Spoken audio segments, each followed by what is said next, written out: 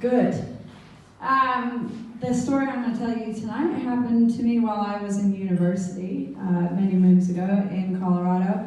And this occurred during one of my shifts. And it was the last time I ever did this job. And it was possibly the last time I could have ever survived on this earth.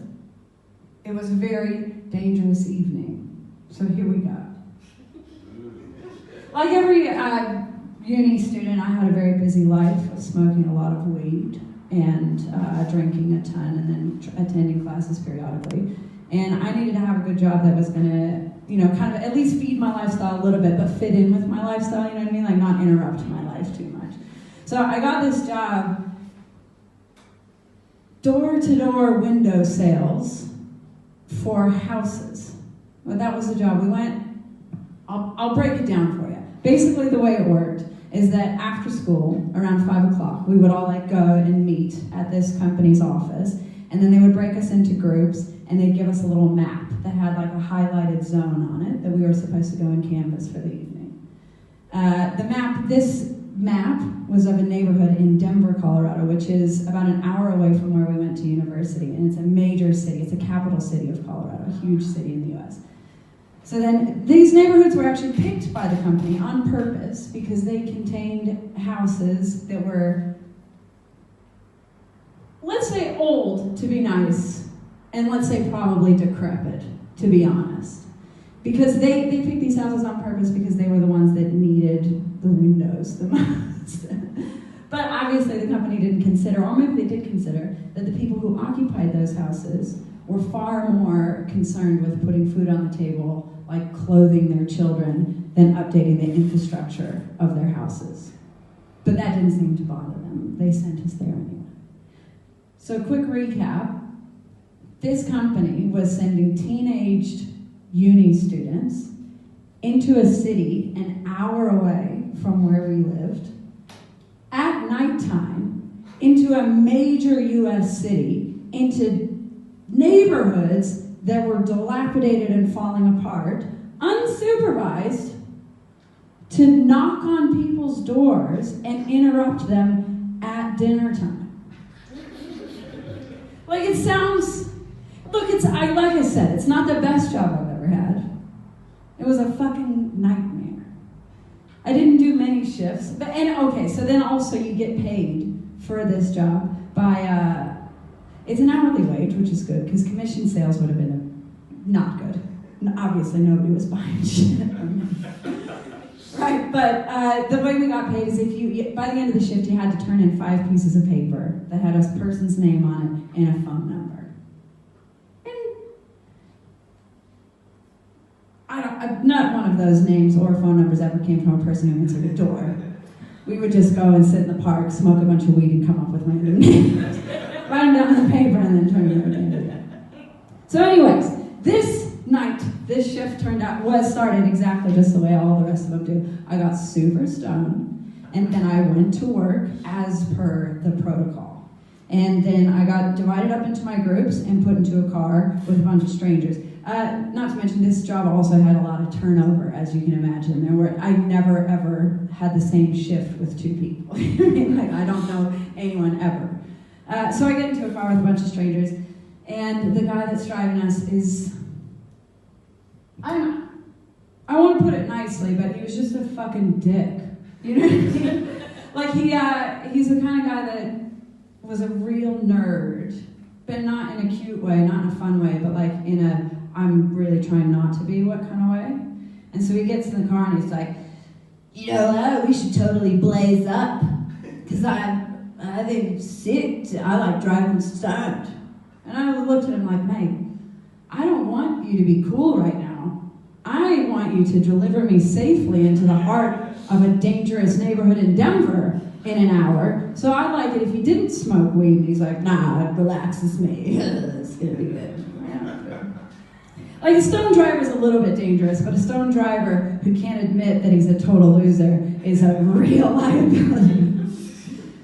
So he blazed up. Probably listening to Bob Marley in the car. I don't know. I was getting there, and all I could do was just hold on to the side of the car and just fucking pray that I was going to make it there alive. And luckily for us, we did make it to the heart of Inglewood safely. As safely as you can be in Inglewood at the middle of the night, unsupervised. By the time I got there, also, this guy had told me that one of his favorite pastimes is conning doctors into giving him prescription pills. He used to Google the symptoms and then go to the doctor and get prescribed prescription. He's a real go-getter. So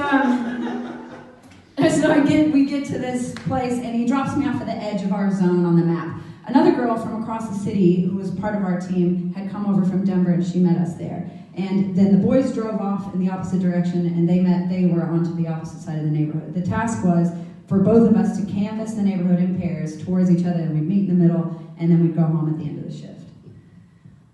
So I met with Amber, we're talking shit, we're having a good time, we're smoking weed in a park, we're writing fake names down on a piece of paper as per the protocol as usual. While this is happening, we're sitting in a park, and then all of a sudden, I forgot to mention a very important detail, but I can't mention it now because I'll give away punchlines, so forget it. You know this important detail is coming. So anyways, while we're sitting there in the park, all of a sudden a fucking helicopter appears above our head with a spotlight on it. And this is not uncommon in a city as big as Denver, very normal, standard procedure, especially in a city like Inglewood. So we were all right at first. We were kind of like, yeah, the old helicopter search party. Then it started doing fucking laps above our heads. And we were going, I don't feel real good about this.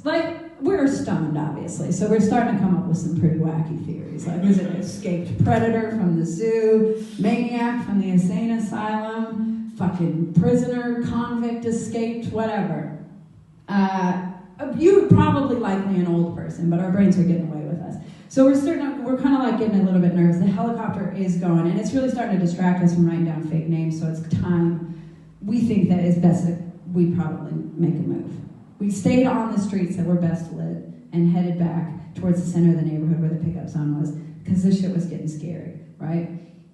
We get back to where we're supposed to meet the boys, and luckily they had the same idea as us, because the helicopter was obviously circling their heads as well, and they were like, you guys, I don't know what the fuck's going on, but I don't feel good about this. And I was like, yeah, you're totally right. This is a terrible, terrible idea. We're way too stunned to be in Inglewood with a helicopter buzzing overhead. I got weed on me, you know what I mean? I don't need to be caught by the police right now. So we're like, fuck this, we're out of here. So we get in the car. We've written down enough fake names to kind of get away with it for the night, so it's going to be fine. So we get back in the car. I, for some stupid fucking reason, get back in the car with the prescription pill guy. I don't know why. At this moment, I had a choice to get in the car with Amber and go safely home. But I did not, you guys, and I don't know why. To this day, I have no idea. Because things are about to get much worse. We get in the car, we've escaped Inglewood, the helicopter is quietly buzzing in the background, and we're like, fucking, all right. We panicked a little bit, no big deal. We got a little bit paranoid, we're a little bit too stoned, it's fine. I'm on my way home, everything's fine. So now we're driving on the motorway, on the freeway. This is a 5-lane freeway in the city of Denver on the way back to Boulder. We're cruising along, and I'm musing about that I should probably definitely smoke less weed because I'm starting to get paranoid. I'm losing my shit. I've been judging this guy. He's a good dude, I'm sure. It's not fair. We're cruising along, and then on our left, this is America, by the way, so it's the other way to what we're used to. On our left was a giant semi-truck passing us. Big, old, huge semi-trailer. And I'm looking over at this thing like, oh, yeah, we must not be going fast enough because this guy's passing us. And he's in a big truck and we're in a Honda Civic. And then I look over to this side and there's an on-ramp coming up on this side. And on the on-ramp is this semi-truck's twin. A big old fucking truck. Humongous semi-truck coming up this way. And so I'm looking at this truck going, why are they passing us? And what's this guy doing? He's merging onto the freeway. And then I look over next to my driver, and I realize he has not seen any of this. Whether it's the prescription pills or the weed or fucking I don't know what, he did not know that this was happening. So I made the noise that you make when you can't talk. It was and then this truck starts coming up and is merging into our lane. We've got nowhere to go because the other side of this lane, right next to us, is a semi-truck. So this semi-truck starts coming in and it merges into our lane. We are like a sandwich press, like a panini, going right in between these two semi-trucks. So I'm like, I make the noise, and he like snaps out of it and goes, oh fuck, pushes the gas pedal down, and we just shoot out just in front of the merging semi-trailer. And we all, like, all of us look around at each other in that crazy state of shock, like, holy fuck. We were almost dead. We were almost completely sandwiched between these two trucks. And we all start laughing because we're all high, and we were like, Jesus, we were almost dead. Thank fuck. So I look over at him like, hey, good job, like, what a reaction time. That was amazing. He relaxes a little bit, and as he relaxes, he just takes his foot off of the accelerator, just the tiniest little bit. And then in the next minute, I look behind us, and there is a horrific crunching. And that semi-trailer that just merged up behind us is now in the back of the car. It has driven up the boot of the car, went straight through the whole boot, and the grill of the truck is in the back of our car. I'm in the front seat, thank God, in the passenger seat. There's two boys behind me, and there's a guy next to me, and we're going, no words. This is a time for no words. The back window pops, shatters everywhere, and I just see the two boys go like this. And this truck is like, then, I don't know what happened. I turn around to face the front, and suddenly the entire car flips sideways. Spins around sideways. It must have been the pressure from the wheels of the back of this semi-truck on the back of the boot. The car flips sideways, and the next thing I know, I'm looking down at the pavement like this as pavement just shoots past my window. The car's now on two wheels, this way, just careening down the highway, skidding on two wheels. And I'm in the passenger seat like this, just going, oh, fuck. The whole time just slowed right down. I was super stoned, mind you. And I'm going, oh, there's a lot of weed in the car. This is real bad. And then there's lines going past me. Then, again, miraculously, I don't know what the fuck happened. I don't know how. The car spins off of the of the semi-truck, and then we just start doing loops. So we do 3 spins, smash into that guardrail, 3 spins, smash into that guardrail, and then we come to like a pathetic stop on the side of the freeway. The truck's behind us, it's pulled up behind us. And we all just look at each other like, what in the fuck? There is weed everywhere. All over us. Pipes are smashed, the glass is smashed. The boys are good behind me, like they're crunched. They're like this, but they're fine. And then, so we're just kind of like, what the fuck? There's sirens everywhere. There's ambulances start to pull up. And I don't know how my door was still functioning, but I just did one of these. And I look forward and I see Amber. She's pulled over because she luckily was driving behind us. She saw it. She pulls over in front of us and she's running towards me. And she runs up to me and she's like, oh my God, I thought you were dead. And I was like, turn around. We're going. Let's go. And I walked away from that moment, walked away from that scene, never saw any of those fucking dudes again. Didn't talk to the cops, didn't talk to anyone. I just said, get in the car, we're leaving, we're going home. So, the moral of the story is, if a guy seems like he's not much of a weed smoker, but insists on smoking weed and driving you to a dangerous city in the middle of Denver, say no.